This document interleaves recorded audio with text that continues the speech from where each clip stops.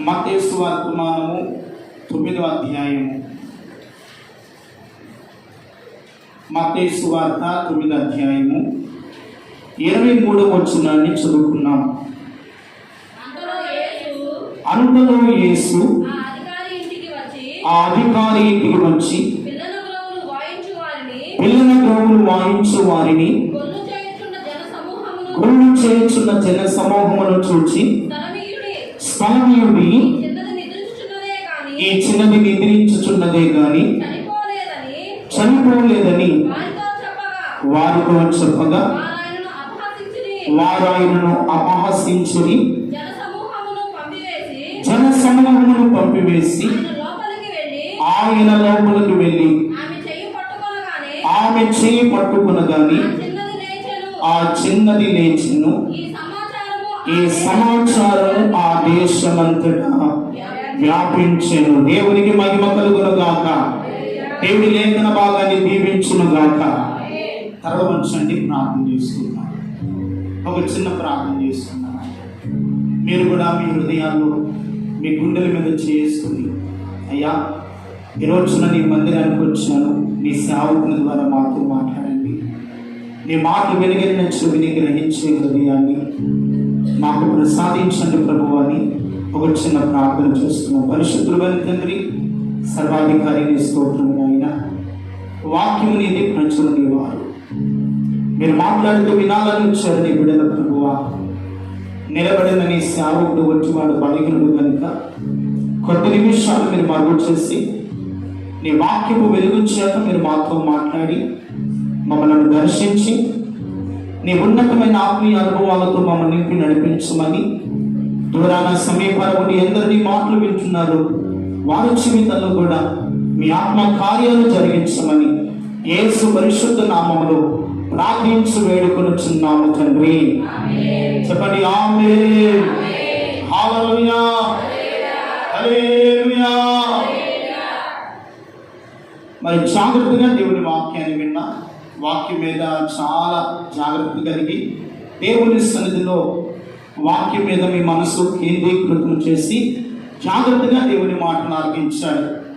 మరి నిన్నటి దినమున కొన్ని గృహాలు దర్శిస్తూ ఉండగా ఏ కుటుంబంలో చూసినా ఏదో ఒక రోగము, ఏదో ఒక సమస్య, బిడ్డలు వేదనకరమైన పరిస్థితుల్లో ఉండగా గత రాత్రి ఇంటికి వెళ్ళి ప్రార్థన చేసుకుని వాక్యం చదువుతుండగా దేవుడి మాటను చూపించాడు. ఎందుకయ్యా ఈ కడవరి కాలమందు కుటుంబాల్లో ఈ విధమైనటువంటి బలహీనతలు, శోధనలు, సమస్యల్ని బిడ్డలు ఎదుర్కొంటున్నారు ప్రభువా, మీరే నాకు సేవకునిగా తెలియచేయండి అని ప్రభు సన్నిధిలో ప్రార్థన చేస్తూ ఉండగా దేవుడి మాటను చూపించాడు. వెంటనే దేవుని సన్నిధిలో ప్రార్థన చేసుకుని ఈ వాక్యం మీద కొంత ధ్యానం చేయగా కొన్ని విషయాలు ఆత్మదేవుడు బోధించాడు. దేవుని స్తోత్రం చెప్పండి. హల్లెలూయా. మనం చదువుకున్నటువంటి సందర్భాన్ని మనం ఆలోచిస్తే, ప్రభువైన యేసు క్రీస్తు వారు ఈ భూమి మీద జీవిస్తున్నటువంటి దినాలలో, ఎక్కడ జీవిస్తున్న దినాల్లో, ఈ భూమి మీద జీవిస్తూ సంచరిస్తున్నటువంటి దినాల్లో కొన్ని గ్రామాలలో, కొన్ని పట్టణాలలో దేవుడు అనేకమైన గొప్ప కార్యాలు చేస్తూ, అనేకులను రోగులను బాగు చేస్తూ, ఆయన రాజ్య సువార్తను ప్రకటిస్తూ దేశమంతటా ఆయన సంచరిస్తున్నటువంటి దినాలు. దేవుని స్తోత్రం కలుగును గాక. ఇలాగ సంచరిస్తున్నటువంటి దినాల్లో ఒక అధికారి, ఎవరంట? ఒక అధికారి, ఒక ఆఫీసర్ యేసు ప్రభు వారి దగ్గరికి వచ్చాడు. వచ్చి ఆ ఆఫీసర్ అధికారి అంటున్నాడు, నా కుమార్తె చనిపోయింది, నేను ఇప్పుడు వచ్చి నా కుమార్తె మీద చేయించి ప్రార్థన చేస్తే నా కుమార్తె బ్రతుకును అంటున్నాడు. దేవుని స్తోత్రం కలుగును గాక. ఏమంటున్నాడు? నీవు కానీ నా ఇంటికి వస్తే నా కుమార్తె మీద చేయి పెడితే ఆమె తిరిగి మళ్ళా బ్రతుకుతుంది, ఆ విశ్వాసము, ఆ నమ్మకము నాకు ఉన్నది అని గట్టిగా ఖండితంగా ఆ అధికారి చెప్పాడండి. యేసు ప్రభు వారు అతని మాటలు విని సరే వెళ్దామని అతనితో కూడా వెళ్ళాడు. దేవుని స్తోత్రం చెప్పండి. హల్లెలూయా.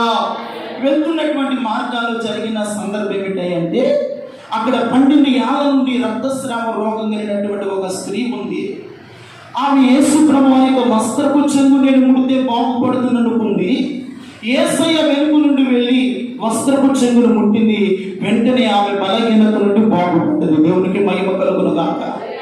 అక్కడ కాస్త సమయము ఆలస్యం అయిపోయిండుగా ఈ అధికారి ఇంటికి యేసు ప్రభువారు వెళ్ళి ఉండగా ఒక వ్యక్తి, ఒక అధికారి కుమార్తె చనిపోతే ఆ ఊరిలో ఉన్న విస్తారమైన జన సమూహము, పిల్లల గోవులు వాయించువారు, మేళాలు వాయించువారు, విస్తారమైన జన సమూహము, కిక్కిరిచిపోయినటువంటి జనము ఆ అధికారి ఇంటి చుట్టూ ఉన్నారు. సమాధి కార్యక్రమాలు చేసే వాళ్ళని చేస్తున్నారు, ఏడ్చే వాళ్ళు ఏడుస్తూ ఉన్నారు, మాట్లాడుకునే వారు మాట్లాడుకుంటున్నారు, పిల్లల గోవులు వాయించేవారు వాయిస్తూ ఉన్నారు. ఒక భయంకరమైనటువంటి వాతావరణం అక్కడ కనబడుతూ ఉంది. యేసు ప్రభువారు ఆ ఇంటికి, అధికారి ఇంటికి వెళ్ళగా యేసు ప్రభువారు లోపలికి వెళ్ళడానికి ఏమీ లేదంట, స్థలం లేదు. వెంటనే అధికారిని పిలిచి, అధికారి, నీవు నన్ను నా ఇంటికి వచ్చి నా కుమార్తె కొరకు ప్రార్థన చేస్తే బాగుపడతాని చెప్పావు, కానీ నీ ఇంటిలోకి వెళ్ళడానికి నాకు స్థలము లేదు. నేను నీ కుమార్తెను బాగు చేయాలి అంటే నీవు నాకు స్థలం ఇవ్వు, నాకు అవకాశం ఇవ్వు, నేను బాగు చేస్తాను అని యేసు ప్రభువారు చెప్పగా ఆ అధికారి ఏం చేశాడంటే ఆ జన సమూహమునంతను కూడా బయటికి పంపించాడంట. దేవునికి మహిమ కలుగును గాక. యేసు ప్రభువారు, యేసు ప్రభు యొక్క శిష్యులు ఆ ఇంటి లోపలికి వెళ్ళారంట. దేవునికి మహిమ కలుగును గాక. ఆ ఇంటి లోపలికి వెళ్ళి చూడగా ఆ అధికారి కుమార్తెకు అంటున్నాడు, ఈ చిన్నది చనిపోలేదు, ఏమి నిద్రించుచున్నది. హల్లెలూయా. యేసు ప్రభు అంటున్నాడు, ఈ చిన్నది చనిపోలేదు, ఆమె నిద్రిస్తుంది అంటున్నాడు. అప్పుడు ఉన్నటువంటి జన సమూహం అంటున్నారు, ఆల్రెడీ చనిపోయి బంధువులు వచ్చారు, రక్త సంబంధికులు వచ్చారు, స్నేహితులు వచ్చారు, కొలీగ్స్ వచ్చారు, పిల్లల గోవులు వాయిస్తున్న వారు వచ్చారు, వేదనకరమైన పరిస్థితితో కుటుంబం నిలబడి ఉంటే ఈయనేంటి ఆమె నిద్రిస్తుందని చెప్తున్నాడని యేసు ప్రభువారిని కొందరు ఏం చేస్తారంటే అపహసించినట్లుగా అక్కడ లేఖనాల్లో మనం చూస్తూ ఉన్నాం. యేసు ప్రభువారి యొక్క ఆలోచన ఏమిటంటే ఆ చిన్నది నిద్రిస్తుందే కానీ ఆమె చనిపోలేదు. యేసు ప్రభువారు ఎప్పుడైతే ఆ ఇంటిలోనికి వెళ్ళాడో ప్రియమైన వారలారా, ఆ చిన్నదాన్ని చేయి పట్టుకొని లెమ్మనగానే ఆమె లేచి కూర్చుంది. దేవునికి మహిమ కలుగును గాక. హల్లెలూయా. యేసయ్య మాటలో జీవం ఉన్నది, యేసయ్య మాటలో స్వస్థత ఉన్నది, యేసయ్య మాటలో విడుదల ఉన్నది. ఇప్పుడు ఆ అధికారి కుమార్తె బ్రతకడానికి గల కారణము, అధికారి ఇంట్లో యేసు ప్రభువుకి ఏమిచ్చాడు? స్థలం ఇచ్చాడు. ఏమిచ్చాడండి? స్థలం ఇచ్చాడు. స్థలం ఇవ్వడాన్ని బట్టి ఆ ఇంట్లో మరణము కొట్టివేయబడినంత. దేవునికి మహిమ కలుగును గాక. మరణము నిరంతకమయ్యను. మరణము నిరంతకమై ఏమొచ్చిందో తెలుసా? ఇప్పుడు ఈ మాటకు చప్పట్లు కొట్టు ప్రభు నామని మహిమపరచాలి. ఎప్పుడైతే మరణము నిరంతకమై మరణము కొట్టివేయబడిందో ఆ ఇంటిలోకి ఏమి ప్రవేశించిందంటే జీవము ప్రవేశించింది. చప్పట్లు దేవునికి మహిమ కలుగును గాక. ఏం ప్రవేశించిందంట? జీవము. ఎప్పుడైతే జీవము ప్రవేశించిందో చనిపోయిన చిన్నది లేచి కూర్చుంది.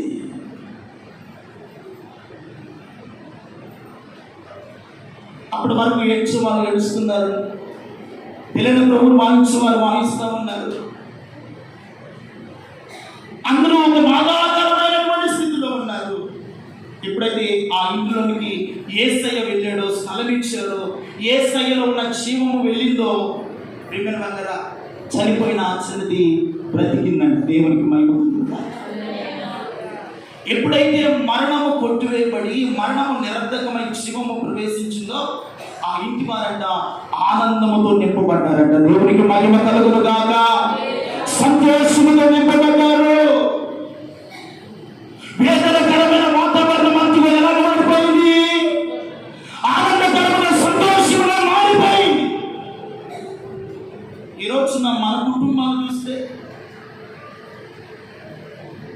ఈరోజు మన కుటుంబాల వ్యాధులు లేవా?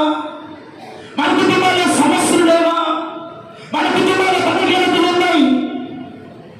వాటి నుండి మనం విడుదల పొందుకోవాలి అంటే అధికారి యేసయ్యకు స్థలం ఇచ్చినట్లుగా నీవు నీ ఇంట్లో యేసయ్యకు స్థలం ఇవ్వగలిగితే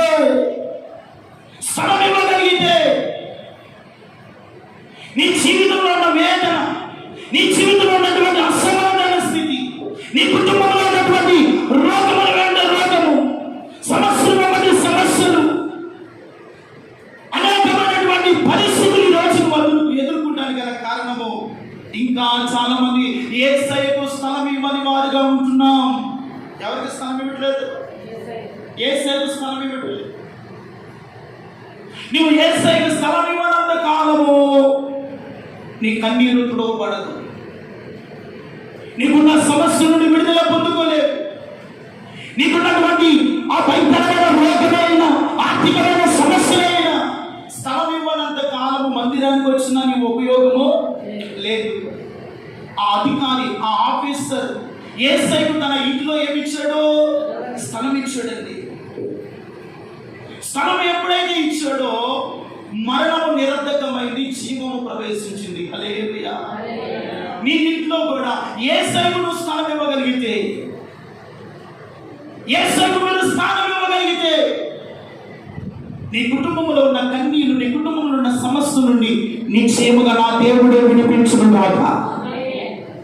వినిపిస్తాడు.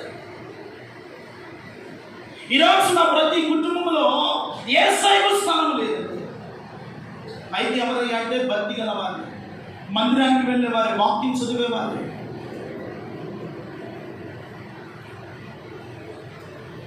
సంఘ ఆరాధనలో పాల్గొనేవారే. కొన్ని కుటుంబాలు చూస్తే ఈ రోజున ఎందుకయ్యా ఈ కుటుంబంలో ఈ రోగము, ఎందుకు ఈ సమస్యలు ఎదుర్కొంటున్నారు, ఎందుకు ఈ కన్యల మధ్య వీళ్ళు ప్రయాణం చేస్తున్నారని దేవుని సన్నిధిలో ప్రార్థన చేయగా ఆ ఇంటిలో టీవీకి స్థలం ఉంది కానీ యేసయ్యకు మాత్రం స్థలం ఉంది. సీరియాలకి సినిమాలకు స్థలం ఉంది కానీ ఆ ఇంట్లో ఎవరికి లేదు. ఇంకొక మాట చెప్పన, బంధువులకి స్థలం ఉంది, రక్త సంబంధికులు స్థలం ఉంది, స్నేహితులకు స్థలం ఉంది కానీ యేసయ్యకు మాత్రమే లేదు. స్థలం ఉంది.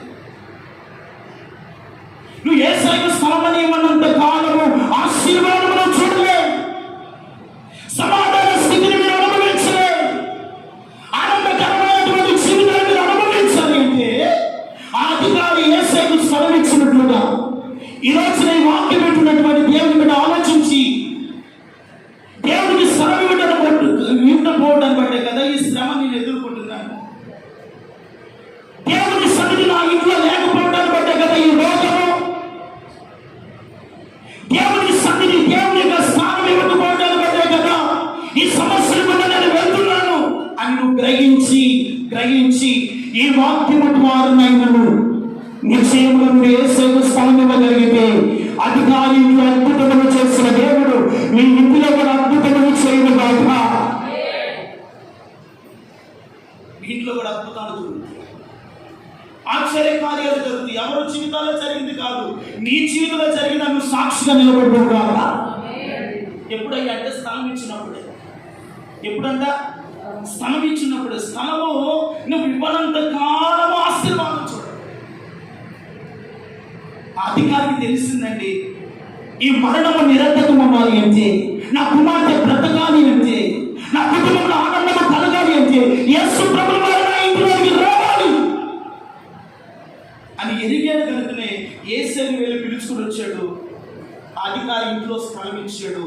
చనిపోయిన తన కుమార్తె తిరిగి ఇదిగో జీవముతో బ్రతికి దేవునికి మహిమ కలుగును. దేవుని బిడ్డ, ఈ రోజున నువ్వు అనుభవిస్తున్నటువంటి పరిస్థితులు కారణం ఏమిటో తెలుసా? ఇంకా మీ కుటుంబాల్లో యేసయ్యకి ఏమి లేదు, స్థలం లేదండి. కొన్ని కుటుంబాల్లో విస్తారమైన బంధువులు ఉంటారు, స్నేహితులు ఉంటారు, అనేకులు ఉంటారు, అనేకులకు స్థలం ఉంది కానీ ఆరాధిస్తున్న ప్రభువుకి ఏమి లేదంట, స్థలం లేదే. ఆయన నీ ఇంట్లో ఉంటేనే కదా ఆశీర్వాదం వచ్చేది. ఆయన మీ కుటుంబంలో సంచరిస్తూ ఉంటేనే కదా మరణమైన వేదనైనా తొలగించబడి సమాధానము పొందుకునేది. హల్లెలూయా. నువ్వు ఆయనకు స్థలం ఇవ్వాలయ్యా అని అంటే, ఆయన ప్రార్థన చేసుకున్నప్పుడల్లా ప్రభుకి నువ్వు స్థలం ఇస్తే ఆయన ఆ స్థలంలో నివాసం చేయడానికి వస్తాడు. హల్లెలూయా. నువ్వు వాక్యం చదవడానికి ప్రభు సమయాన్ని ఇస్తే ఆ సమయంలో కూడా నువ్వు వాక్యం చదువుతుండగా నీ ఎదుకు వచ్చి నిలబడతాడు. దేవునికి మహిమ కలుగును గాక. నీట్లో నువ్వు ఒక కుటుంబముగా కూడి ప్రార్థన చేస్తూ ఉంటే దేవునికి స్థలం ఇస్తే, ఆయన అన్నాడు కదా, నా నామములో ఎక్కడ 2-3 కూడి ప్రార్థన చేస్తారో వారి మధ్యలో నేను ఉంటానన్నాడు. దేవుని స్తోత్రం చెప్పండి. మరి నీ ఇంట్లో ప్రార్థన చేసుకుంటే దేవుడు దిగిరాడా? చెప్పండి. ఆయన దిగి వస్తాడు. నువ్వు దేని కొరకైతే ప్రార్థన చేస్తున్నావో, దేని కొరకైతే నువ్వు కన్నీరు కారుస్తున్నావో, ఏ కుటుంబ ఆశీర్వాదం కొరకైతే నువ్వు దేవుని వేడుకుంటున్నావో, ఏ బిడ్డల భవిష్యత్తుని బట్టి మీద దేవుని పాదాలు పట్టుకుంటున్నావో, నీ యొద్దకు వచ్చిన దేవుడు ఏం చేస్తాడంటే నీ ప్రార్థన విని వెంటనే ఆ అధికారులు అద్భుతములు చేస్తున్న దేవుడు నీ ఇంటిలో కూడా ఆశ్చర్య కార్యాలు చేయడం ప్రారంభిస్తాడు. హల్లెలూయా. ఏం ప్రారంభిస్తాడు? ఆశ్చర్యమైన కార్యాలు చేయడం ఏం చేస్తాడు? ఆయన ప్రారంభిస్తాడు. ఆయన ప్రారంభించడం మొదలు పెడితే ఆపదగిన శక్తి ఎవరికి లేదు. దేవుడు కార్యము చేయగలిగిన ఆయన దేవుడు కనుక, ఆయన నమ్మదగిన దేవుడు కనుక, ఆయన ఎదుగు వచ్చేవాడైన క్రోసు వేసే దేవుడు కాదు కనుక, ఆయన ప్రార్థన చేయవాడు ప్రార్థన వినే దేవుడు కనుక మీరు ఆయనకి స్థలం ఇచ్చి ప్రార్థన చేస్తారంట. ప్రియమైన వాళ్ళారా, మీ జీవితంలో దేవుడు గొప్ప కార్యాలు ప్రారంభించడం కాక ఏం చేస్తాడు? ఆయన గొప్ప కార్యాలు ఆయన ప్రారంభిస్తాడు. ఈ రోజున ప్రియమైన వాళ్ళారా, మీ కుటుంబంలో ఆనందం చూడాలి అన్నా, సమాధాన స్థితిని అనుభవించాలి అన్నా, బలహీనత నుండి విడుదల పొందుకోవాలి అన్నా, అధికారి వలె యేసయ్యకి మీరు ఇంట్లో ఇవ్వండి, స్థలం ఇవ్వండి, కాస్త స్థలం ఇవ్వండి. యేసు ప్రభువు అన్నాడు, నక్కలకు గొర్రెలు ఉన్నాయి, ఆకాశ పక్షులకు నివాస స్థలములు ఉన్నవి, మనిషి కుమారుడు తలవాంచుకున్నటైనను స్థలము లేదు. మనిషి కుమారుడు తలవాంచుకున్నటైనను ఏమి లేదంట, స్థలం లేదు. మరి ఆయన స్థలం కొరకు ఎదురు చూస్తున్నాడు. నీ హృదయంలో ఆయనకు స్థలం ఇవ్వగలిగితే, నీ ఇంట్లో యేసయ్యకు స్థలం ఇవ్వగలిగితే, యేసయ్య నీ ఇంట్లోకి వస్తే నీ జీవితం మారిపోవును కాక. ఏమవుతుంది? మారిపోదు. ఇంతకాలం ఉన్నటువంటి పరిస్థితులు ఒక రకంగా ఉంటాయి. యేసయ్య ఈ వాక్యం ద్వారా ఇక నుండి మీరు యేసయ్యకు స్థలం ఇస్తే ఈ రోజు నుండి ముందున్నటువంటి దినాల్లో మీ స్థితిగతుల్లో మీరు చూడగలుగుతారు. దేవునికి మహిమ కలుగును గాక. దేవుడు కార్యం చేయడం ప్రారంభిస్తాడు, అద్భుతములు చేయడం ప్రారంభిస్తాడు, మహత్కార్యాలు చేయడం ప్రారంభిస్తాడు, ఆగిపోయిన కార్యాలు కూడా ప్రభు చేయడం ప్రారంభిస్తాడు. ముయ్యబడిన గర్భాలు కూడా తెరవబడతాయి. నీ కుటుంబంలో బిడ్డలకు ఉద్యోగం లేకపోయినా, నిరాశ స్థితిలో ఉన్నా వారికి దేవుడు ఏదో ఒక జీవనోపాధిని ప్రభు కల్పిస్తాడు. హల్లెలూయా. దేవుడు అద్భుతములు చేయడం ప్రారంభిస్తాడు. ఎప్పుడయ్యా అంటే యేసయ్యకు మీరు స్థలం ఇచ్చుదురు గాక.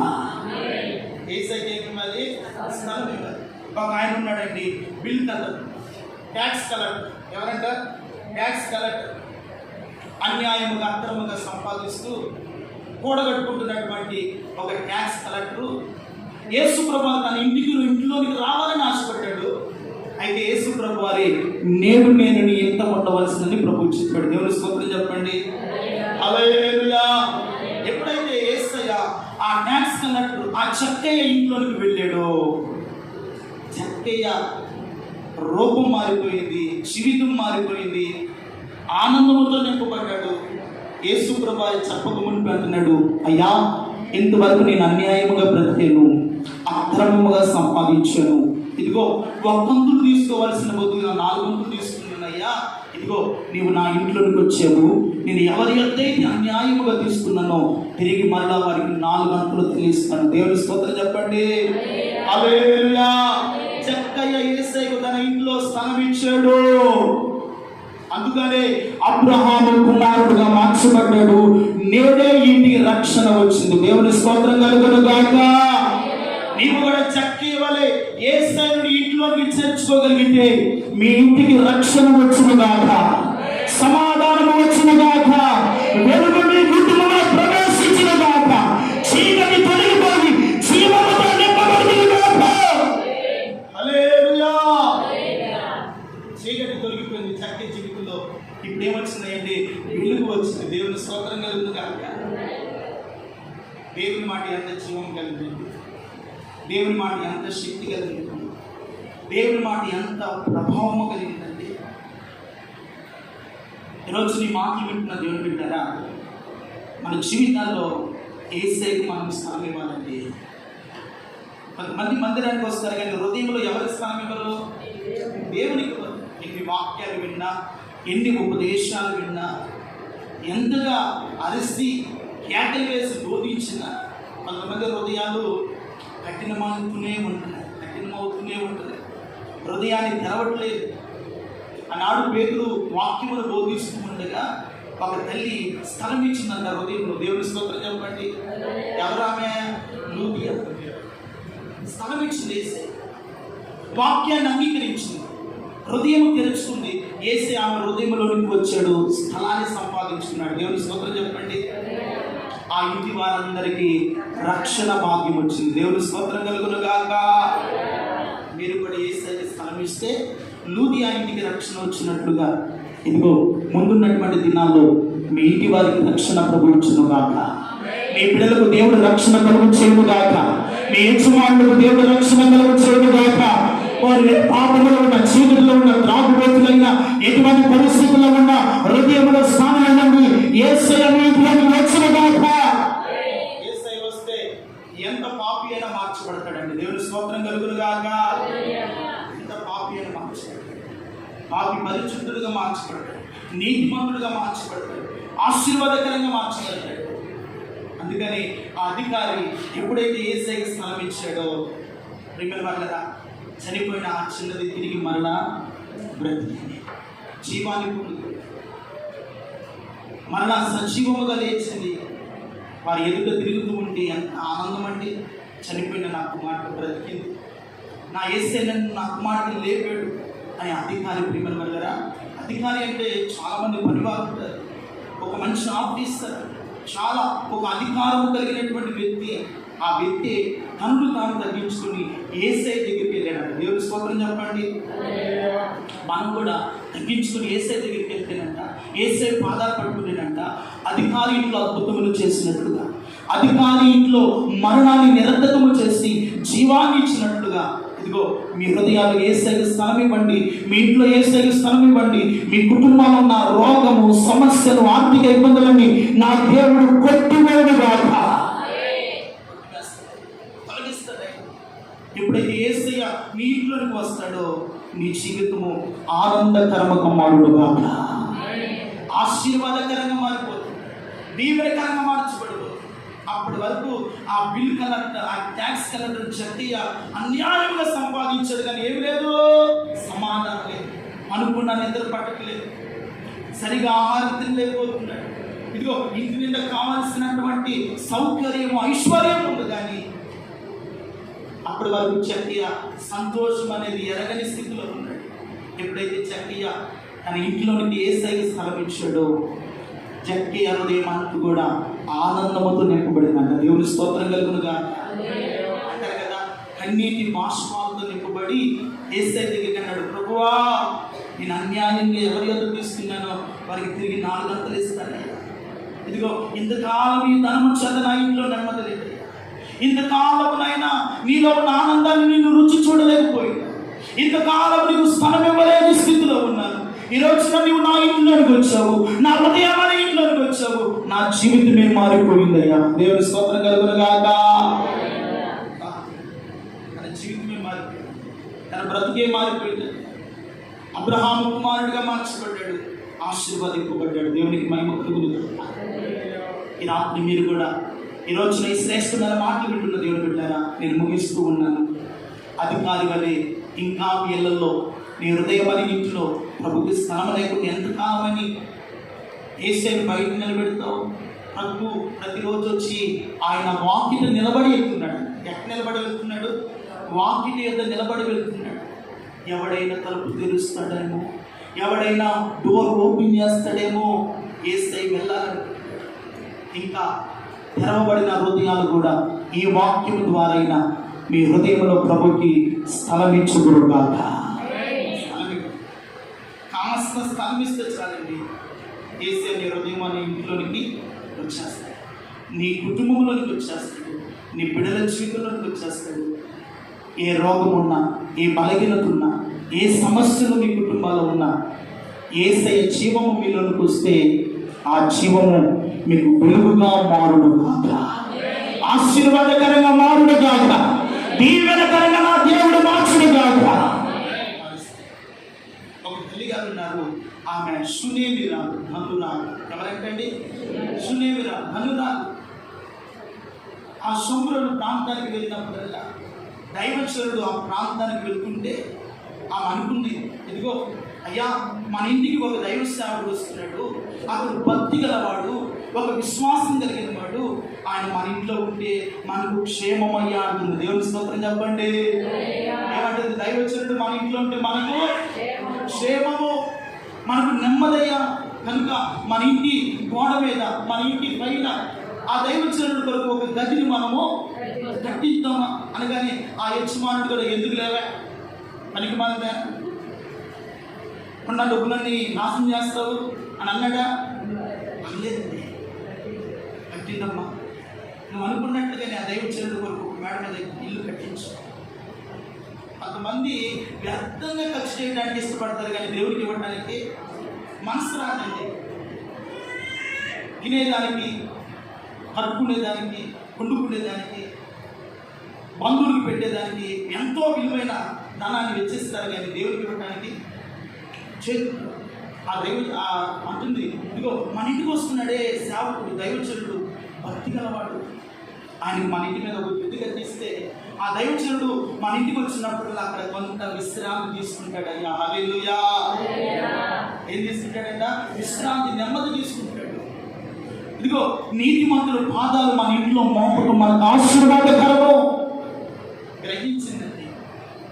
గది ఏర్పాటు చేసింది, మంచం వేసింది, దీపం ఉంచింది, ఒక దీప స్తంభాన్ని పెట్టించింది, శ్రేష్టమైనటువంటి ఆ పరికరాలన్నింటినీ ఆయన కావలసినవన్నీ సమకూర్చి అనుకుంటే గెలిచి అన్నాడు.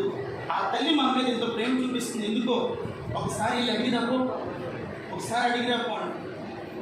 ఆమె వెళ్ళి ఆ దైవచనుడు యొక్క పరిచారకుడైన గెలిచి, అమ్మా నీకేం కావాలి, నీకు ఏది అవసరం, ఇదిగో దైవచనుడు అడగమంటున్నాడమ్మా, నీ హృదయంలో ఏమి కావాలని కోరుకుంటున్నావు చెప్పు, దైవచనుడు నీ పక్షమున ప్రార్థన చేస్తాడు అని అడుగుతుంటే ఆమె ఏమి చెప్పట్లేదండి.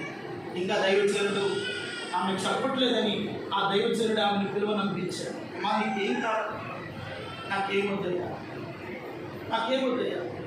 అమ్మా నీకు పిల్లలు లేరని నాకు తెలుస్తుంది, ఇదిగో నీవు నాకు స్థలం ఇచ్చావు కనుక, నాతో పాటు నా ప్రభుకి నువ్వు స్థానం ఇచ్చావు కనుక, ఇదిగో మేదటికి కాలమందు నీ ఒడిలో ఒక కుమారుడు ఉంటాడు. దేవుని స్తోత్రం చెప్పండి. ఆమె భర్త చూస్తే ముసలివాడు, ఆమె కూడా ముసలిదే. అంటుంది దైవచనుడు నాకు అబద్ధము చెప్పదు. దైవచనుడు అబద్ధం చెప్తారండి? లేదు. దైవచనుడు ఇది జరుగుతుందంటే జరుగుతుందని చెప్తాడు, ఇది చేయొద్దామంటే చేయొద్దు. ఆమె అంటుంది, అయ్యా నాకు అబద్ధము లేదమ్మా, అబద్ధం కాదు, మీదటికి కాలమందు నీ ఒడిలో ఒక కుమారుడు ఉంటాడు. నిన్న వల్ల దైవచనుడు అలాగ చెప్పి ఆశీర్వదించి వెళ్ళాడు. అప్పుడు మళ్ళా తిరిగి వచ్చేసరికి ఆమె కౌగిట ఒక కుమారుడు ఉన్నాడు. చప్పట్లు కొడుకు దేవునికి కొట్టండి, దేవునికి స్తోత్రం కలుగును గాక. హల్లెలూయా. అంటే దైవచనుడికి స్థలం ఇచ్చింది, ఆమె అవసరత తీర్చబడింది. దేవునికి మహిమ కలుగును గాక. మీ ఇంట్లో కొన్ని కుటుంబాల్లో సేవకుడిగా నేను ఎందుకు వస్తున్నానంటే మీ యోగక్షేమాలు తెలుసుకొని ప్రార్థన చేయండి. కొంతమంది సేవకుడు వస్తాడన్న జ్ఞానం కూడా లేకుండా పిల్లల వల్ల జీవిస్తూ ఉన్నారు. ఆశీర్వాదాన్ని మీరు చేతులారా ఏం చేస్తున్నారు? పోగొట్టుకుంటున్నారు. చాలా జాగ్రత్తగా ఉండాలి. దైవ సేవకుడు వచ్చేది మీరు ఇచ్చే కాను కోసం కాదు, మీరు క్షేమముగా ఉండాలా లేదని పరామర్శించి మీ కొరకు ప్రార్థన చేసేవాడే భక్తి గల దైవజనుడు. హల్లెలూయా. లోకంలో కాను కోసం వచ్చే సేవకులు చాలా మంది ఉన్నారు. పిలిస్తే పరిగెత్తే వాళ్ళు ఉన్నారు. ప్రియమైన వాళ్ళారా, ఎందుకంటే ప్రతి శనివారం వస్తుంది, మీ యోగక్షేమాలు తెలుసుకొని వాటిని తెలుసుకొని విజ్ఞాపనం ఏం చేస్తున్నాం, ప్రార్థన చేస్తాం. మీకు అది తెలియదు, అది మీరు గ్రహించట్లేదు. మీరు స్థలం ఇవ్వండి. ఆనాడు విధవరాలు తల్లి గారు దైవచనుడైన ఏలియా లేడు, అమ్మ మొదట నీ దగ్గర ఉన్న అప్పును నాకు తీసుకుని వచ్చి నాకు పెట్టు. మొదట అయ్యా గుడ్డిలో నూనెనయ్యా, కొంచెం పిండేనయ్యా, నేను నా కుమారుడు వండుకొని తింటే ఇంక మాకు లేవు, రేపటికి లేదయ్యా. అమ్మా నేను చెప్తున్నాను, నాకు వండుకొని వచ్చి మొదట అప్పు నాకు ఇవ్వండి. విన్నవారా, దైవచనుడు చెప్పాడని ఆ విధవరాలు వెంటనే వెళ్ళి పొలం ఏరుకొని వచ్చి ఆ పొయ్యి మీద ఆ రొట్టెను అప్పం చేసి మొదట దైవచనుడు పెట్టిందంట. దేవుని స్తోత్రం కలుగును. ఎన్ని సంవత్సరాల కరువు? 3.5 సంవత్సరాల కరువులో ఇదిగో ఎప్పుడైతే మొదటిగా దైవచనుడికి స్థలం ఇచ్చిందో, ఆహారం తీర్చిందో, ఆకలి తీర్చిందో, ఆ గుడ్డిలో ఉన్నటువంటి నూనె అయిపోవట్లేదు, ఆ గుడ్డిలో ఉన్న పిండి మాత్రం అయిపోవట్లేదు. దేవుని స్తోత్రం చెప్పండి. హల్లెలూయా. ఎందుకంటే తనకున్నది మొదటిగా దైవ సేవకుడని అంటున్నాడు కదా, నా పేద వచ్చి వారిని చేర్చుకుంటే నన్ను చేర్చుకున్నట్లే. మీరు కాస్త గిన్నెడు చన్నీళ్ళు ఇస్తే అది మీకు పరలోకంలో ప్రతిఫలం అంటున్నాడు. ఇంకా నా పేద వచ్చి వాడికి చేస్తుంది ఆయనకు దేవుడికి చేస్తున్నట్లే. కాబట్టి ప్రియమైన వాళ్ళారా, ఈ రోజున మీ కుటుంబంలో ఉన్న దరిద్రత, ఆర్థిక సమస్యలు పోవాలి అంటే మొదటగా దేవునికి ఇవ్వండి. దేవుని స్తోత్రం కలుగునుగా. అప్పుడు మీ ఇంట్లో పిండి అయిపోలేదు, బుడ్డిలో ఉన్న నూనె అయిపోలేదు. పిండి తీస్తా ఉంటే మళ్ళా వస్తూ ఉంది, నూనె తీస్తా ఉంటే మళ్ళా నూనె వస్తూ ఉంది. 3.5 సంవత్సరం ఆ తల్లి ఇంట్లో కొద్దువ లేకుండా సమృద్ధితో నా దేవుడు నింపాడు. మీరు కూడా దేవునికి ఇవ్వండి, సేవకుని ఆకలి తీర్చండి.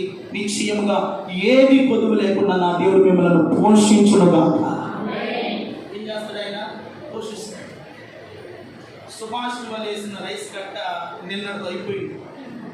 ఈరోజు ఉదయాన్నే లేచి నేను సేవకురాలు ఈరోజు రైస్ కట్ట ఇచ్చినందుకు స్తోత్రమయ్యా, స్తోత్రమయ్యా, స్తోత్రమయ్యా అన్న. మందిరంలోకి వచ్చి చూడగానే 2 రైస్ కట్టలు కనపడి దేవుని స్తోత్రం చెప్పండి. ఎంత గుండెలో అది చూసి కండిల్లో కళ్ళలో నీరు వచ్చింది. ఎంత గొప్పయ్యా, ఎంత శక్తి సంపన్నులయ్యా. మీరు ఇచ్చి ఆ సందర్భం ఉంటుంది, అవి కూడా అనుకుంటాం, అవి కూడా కలుపుకొని ఉంటుంది. కొంతమంది సందర్భం కూడా ధ్యానైపోతున్నారు. ఎంత దౌర్భాగ్యం జీవితం. దేవుడు మీరు తినే పకెట్లో ఒక పకెట్ సేవకుడి కోసం తీస్తే మీ ఇంట్లో ఉన్నటువంటి రైస్ కానీ మీ బుడ్డిలో ఉన్నటువంటి పిండి కానీ ఏమవుదో అయిపోదు. గ్రహించండి. అదే స్థలం ఇవ్వడం అంటే ఏదో తెలుసా? అదే మరి చూడండి, మత్తయి సువార్తలో ఒక మాట చెప్పి నేను ముగిస్తాను. 10వ అధ్యాయము 40 వచ్చింది. 10వ అధ్యాయం 40 వచ్చింది. ఇదిగో మిమ్మును చేర్చుకుని నన్ను చేర్చుకుని నన్ను పంపిన వాడిని చేర్చుకున్నాను. ప్రవక్తను చేర్చుకున్నవాడు ప్రవక్త ఫలము పొందును. నీతిమంతుడని నీతిమంతుని చేర్చుకున్నవాడు నీతిమంతుని ఫలము పొందును. మరియు శిష్యుడని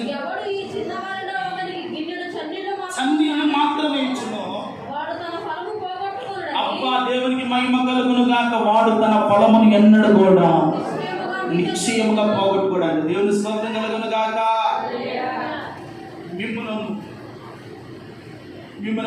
నన్ను పంపిన వారిని నేను పంపించు.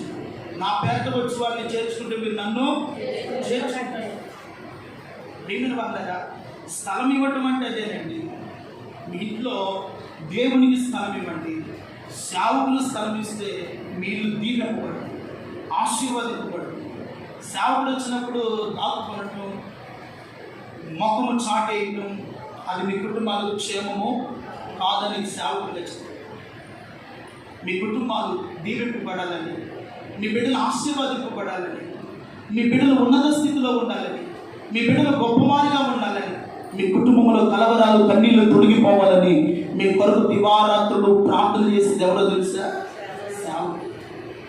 ఒక మాట చెప్పినా, మీరు ఉపవాసం ఉండి ప్రార్థన చేసినా మీకోసం దైవ సేవకులు ప్రార్థన చేయకపోతే మీ ప్రార్థన దేవుని ఎదుట. బైబిల్లోకి వెళ్ళి చదవండి, మాట ఉంటాయి. అంటే ఆకాశానికి భూమికి మధ్యవర్తిగా సంఘానికి దైవచరులను ప్రతినిధులుగా దేవుడు ఏర్పాటు చేశాడు. దేవుడి స్తోత్రం చెప్పండి.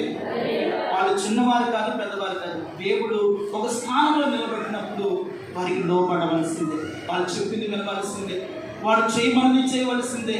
అప్పుడే మీ కుటుంబాలు దీవింపబడతాయి. దేవుడి స్తోత్రం కలుగునుగాక. అప్పుడే మీ కుటుంబాలు ఆశీర్వదింపబడతాయి. మీ కుటుంబంలో ఏది కొదువు లేకుండా, ఏది సమస్యలు రాకుండా, బలహీనత నుండి విడుదల పొందాలి అన్నా, రోగం నుండి బాధపడాలి అన్నా, నీ కుటుంబంలో ఉన్నటువంటి కన్యలకు ముగింపు కలగాలి అన్నా, నీ జీవితంలో ఆశీర్వాదం మీ బిడ్డలు అనుభవించాలి అన్నా, ఇదిగో దేవునికి సేవకునికి నీ ఇంటిలో స్థలం ఇస్తే నిశ్చయముగా నా దేవుడు ప్రతిఫలాన్ని మీకు ఇచ్చినగాక. ప్రతిఫలం ఇస్తాడు, ఆశీర్వాదం ఇస్తాడు, దీవెనిస్తాడు, సమృద్ధిని ఇస్తాడు. ఆయన ఏది కొద్ది అధికారికి ఎంత ఆఫీసుడో అతను పిలిస్తే మంత్రశక్తులుగా రావచ్చు, ప్రియమైన వాళ్ళ అనేకులు రావచ్చు. కానీ ఎందుకు యేసుప్రభు దగ్గరికి వెళ్ళాడంటే యేసుప్రభులో ఉన్న శక్తి అతను ఎరిగి ఉన్నాడు. దేవుని స్తోత్రం చెప్పండి. ఈరోజున దేవుడిలో ఉన్న శక్తి, దేవుడు ఎంత గొప్పవాడని ఎరుగుతున్నావు, కానీ ఆయనకి ఏమి ఇవ్వట్లేదు, నువ్వు స్థలం ఇవ్వట్లేదు. ఈ రోజు నీ మాటల చేతైనా మీరు యేసయ్యకు మీ ఇంటిలో స్థలం ఇచ్చగలగాక. ఇవ్వండి, ఇవ్వండి, ఇచ్చి చూడండి, ఇచ్చి చూడండి స్థలము. యేసయ్య మీ జీవితాన్ని మార్చబోతున్నాడు. మీ జీవితం అద్భుతములు ప్రారంభించబోతున్నాడు. ఆగిపోయిన వివాహ కార్యాలు ప్రభు జరిగించబోతున్నాడు. ఆగిపోయిన ఉద్యోగాల వల్ల నీ బిడ్డలకు ఇవ్వబోతున్నాడు.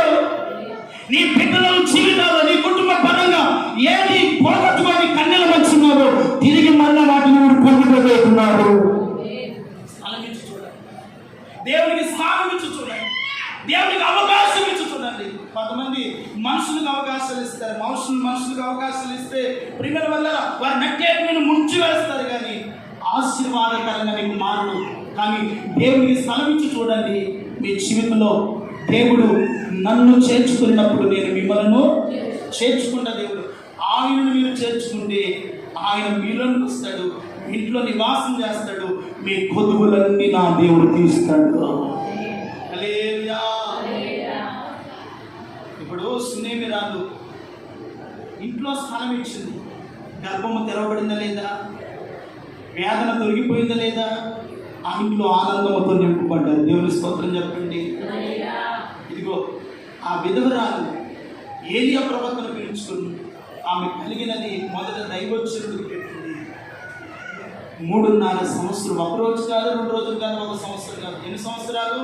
3.5 సంవత్సరాలు కరువులో ఆ ఇల్లు మాత్రము తృప్తి పొందుతూ ఉంది. దేవుని స్తోత్రం కలుగునుగాక. మీ ఇళ్ళలు ఎల్లప్పుడూ మీ గిన్నె నిండి పొంగి పొరలే ఆశీర్వాదం నా దేవుడు ఇచ్చునుగాక. అటువంటి దీవెనతో, అటువంటి కృపలతో, అటువంటి సమాధానాలతో నా దేవుడు మిమ్మల్ని నింపుతాడు. అందుకని అధికారి ఇంట్లో మరణము నిరర్ధకమై జీవము ప్రవేశించింది. ఈ రోజున మీ ఇంట్లో ఉన్నటువంటి రోగములు తొలగిపోయి దేవుని ఆశీర్వాదము కలుగునుగాక, సమాధానము కలుగునుగాక, స్వస్థత మీకు కలుగునుగాక. అట్టి కృప దయచేయండి. తరవంచండి.